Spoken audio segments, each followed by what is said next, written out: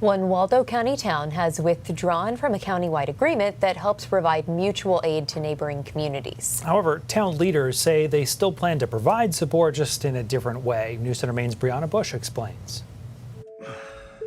Since 2023, the Stockton Springs Ambulance Service, which also covers Prospect, has been providing mutual aid to neighboring towns when needed and vice versa under a countywide agreement.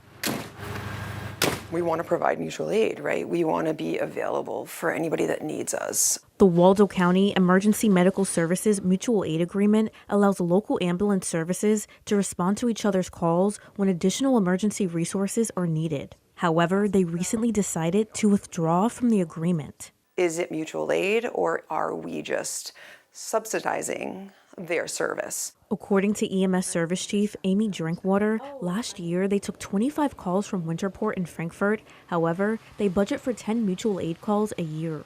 She says mutual aid was being used to make up for staffing shortages rather than when resources are exhausted, like mass casualty events. We really need the towns or the service that is providing care on those towns to help with that, so that our taxpayers aren't taking the burden for that.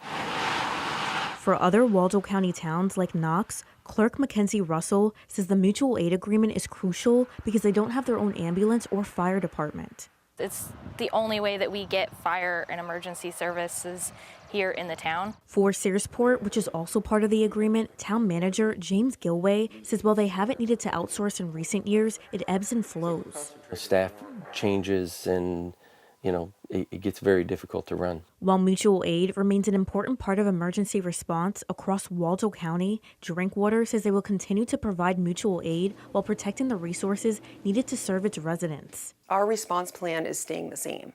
If a service needs us, a town needs us, we're going to go help them. In Stockton Springs, Brianna Bush, News Center, Maine.